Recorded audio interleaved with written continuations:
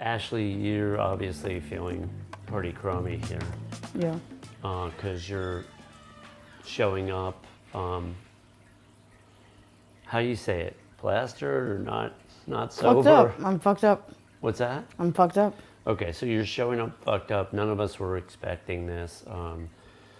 You are amazing and you've been amazing, and we're going through an unexpected detour here. And so we're going to put this little detour on camera. I know in your life's journey it's been pretty brutal. Right.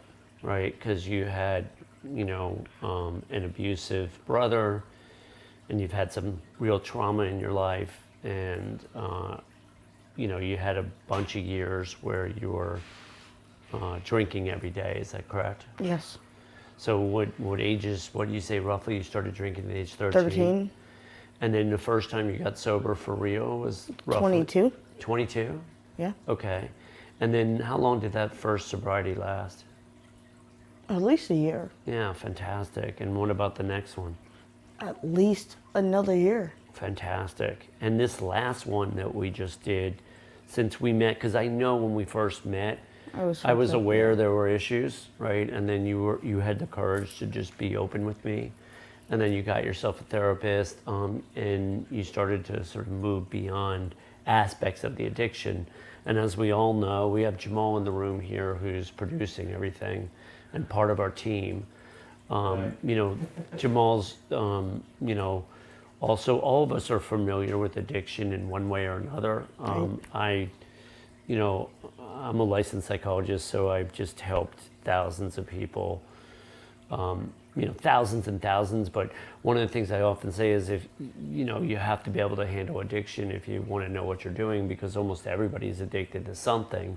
Right. And if you're not addicted to alcohol or drugs or porn or internet or whatever it is, then you're addicted to thought. Something. Thought, life in some way, right? There's some kind of compulsivity. What's that? Drama is a big addiction. Yeah, and so a lot of people are addicted to drama, but alcohol in particular is very insidious. It's kind of like, it's one of the more nasty addictions because it's so destructive to the body and mind. You can find it everywhere. What's that? You can find it everywhere. You can find it everywhere. It's kind of like, remember we interviewed, one of our podcasts, we interviewed a guy that had a gambling addiction, and he lied to his family and everything for years until he got to a place where he couldn't hide it He was anymore. in like $1.4 million of debt. Yeah, for something no like that. He got to a place where he just couldn't hide it anymore. Right. And so, and then eventually he had to come clean. And he was grateful because, some families abandon and some families, take care of you. Enable. Right. And in his family, they actually helped him, right? They kind of came together and got him into a rehab. And for him, rehab's worked. Have you ever been in a rehab, Ashley? Yes. What? Yeah, I went to rehab. When's the last time you were in rehab? I was in rehab when I was 20. When you were 20? And it did not work. How long were you in rehab for? 7 months. 7 months? Yes. Inpatient? Yes. Where was the 7 month inpatient? Oh my God, it was called New Hampton. It was bad. New Hampton, huh? What was bad about the rehab? No, the rehab wasn't bad. My addiction was bad. Got it. So you couldn't, were you sneaking in the rehab, or did you, or No, were you I sober didn't. for those 7 months? I'm militant, so I'm militant. Militant. So I keep the program as it needs to be. That's what the truth is. I'm militant, so I allow myself to go through what I allow myself to go through, and I know it's wrong, but at the same time, sometimes you just gotta be a mess. And I think that's what's happening at the moment is I'm feeling that mess. Yeah, but the challenge or the problem with some people is that when they, some people feel like a mess, and then some people turn to a substance. And if you turn to a substance like alcohol, it can be totally dangerous. It's debilitating. What's that? It's debilitating. Well, it's self-sabotaging, it's debilitating, it's like, it can put you in a hole, right, if you're not careful. It very much does that. What's that? It does that. Yeah. And when you have an addiction, and I mean this to everybody who's watching, like, if you have an addiction, don't just go through it. Get some help, quite frankly, because my problem was I didn't reach out to anybody. I didn't say, hey, listen, I'm thinking about drinking. I just did it. You're talking about 2 days ago now Yeah. when you started relapsing? But didn't you relapse last week? I Yeah. feel like you had a episode, right, last week? So Yeah, this really started a week ago or Yeah, it something, did. right? And But I you were didn't- sober for almost a year, correct? Yeah. And I didn't tell anybody how I was feeling. And even the people I told, I gave them a small portion of what I was feeling. Got it. I didn't give everybody everything. Yeah. Well, I was starting to get a little bit of a heads up just because, like... You're not dumb, you know? I appreciate that. Yeah, because all of a sudden things started to, like, get a little... They just seemed different or odd Hazy. or off. What? Hazy. Hazy, odd, off, but we're also running a business here and started getting a little inconsistent, and you're very consistent. Jamal just made a good point earlier about how, like, each time you relapse, you can start to learn from that. Yeah. And it can be less and less and less, It is. right? Like, and so maybe I'll probably be sober tomorrow, and I'll probably be sober for the next year and a half. well, and then maybe if you relapse the next time, it'll be, for 16 hours or Right, something. it won't be Not a for thing. 7 days or whatever it says. Yeah. What's that? I used to relapse for 2 months, Okay. All and right. now I'm doing a week and a half, and it sounds crazy, but that's fantastic. Yeah, I mean, Jamal was just inviting you a minute ago off camera not to beat yourself up. And I do because I know it's wrong, and I only beat myself up because I know that I'm wrong for it. You know what I mean? Like, when you know you're wrong, you understand that fundamentally you should be better. Well, I think that underneath this sense of right and wrong, I think there's an issue called shame. Yeah, So maybe we should talk about shame. that's fantastic. Shame What? is a bitch, or Shame a B is word. a bitch, is what she just said. What? Shame is a B word. Yeah. Shame upsets you. Shame makes you feel like you aren't somebody who deserves to be somebody. Yeah.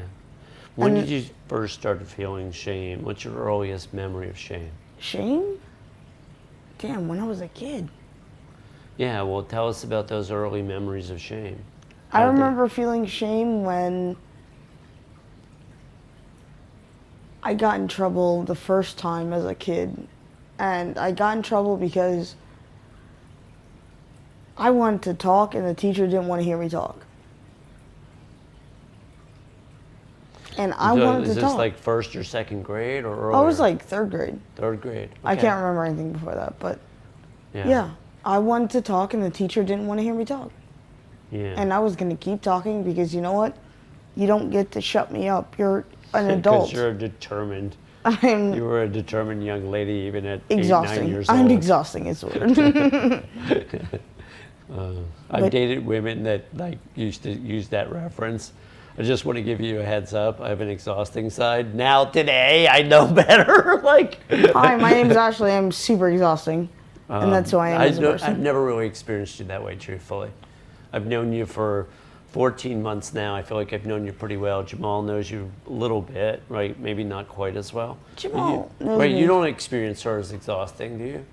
Ever? Have you ever experienced her as exhausting? No, I can be exhausting, but my family has to We're deal not with saying that. you can't be exhausted. No, I'm We've saying- just never experienced you, and I've talked to you 4 times a week for 14 months, Yeah, we talk a lot. right? But my family knows how exhausting I can be because that's what they deal with. And when you say exhausting, you're referring to the addiction component? You mean Yeah. drinking and then Not just drinking, but sometimes The I need consequences? people to talk to. sometimes what? I need people to talk to. Sometimes I need people to reach out to. And I think the last week and a half, I just didn't feel that. Well, you felt did. so You started alone. to do it with me, but I did. only after you started drinking, not before. Right. And so that's the learning that we're going to put in place for next time. Yeah. Right? Because I started to catch up to it. She's starting to like want to really talk to. I started getting this feeling like she just wants to talk to me. Forget about business. She just wants to talk just to wanna me. talk. And so I started getting this weird heads up, right? That feeling like something's off, Right. right? But So going forward, what are you going to do differently here? I'm going to call people and I'm going to tell them, listen, if you don't want to talk to me, that's fine, but I'll find somebody else to talk to me. Because somebody... Who do you have in your world that will Nobody. listen to you? What? Nobody. That's not true. Obviously, I listen to you. Nobody I want to put that burden on. Okay, so no one you want to put the burden on. So mom, dad, sister... I know your brother is not the right person. I don't talk to my brother. I would never, ever talk to my brother again. Yeah, of course. But my sister will listen as long as there's a reason for her to listen, if that makes sense. Like, she has to know, like, hey, I'm thinking about drinking. I need to talk to you. But I still don't want to say that because I don't want to be that weak person. Well, you don't want to be judged. Right. Is that correct? Yeah. Yeah. So, I mean, I think part of the challenge is to be okay being judged. Right. You know, just going, okay, right now I'm feeling vulnerable. We could use the word weak, but it's really vulnerability. Yeah, that's all it is. It's, I understand what I'm feeling, but I don't want you to understand, because if you understand, you're going to see me as lesser. And that's my little sister. And she doesn't see me as lesser, but it feels like sometimes she does. Well, it maybe feels like, in times, look, you know, like I've been through hell and back in this lifetime. And you have been. You know, part of the reason that I didn't publish that huge story based on the destruction of my entire life was I had so much shame involved. You know, how could I let that happen to me? You know, Jordan Peterson went through something similar. You know, in some ways it was far worse, and in some ways it wasn't quite as bad. Like, you know, he went through hell, you know, and then he's out there talking about it and acknowledging the shame and everything. You know, I don't know if he's acknowledging the shame, but he's talking about it. But the shame piece is pretty important here. And allowing yourself to be weak, you know, sometimes can be actual strength. Hit like and subscribe. And if you really want to support us, sign up to our Patreon.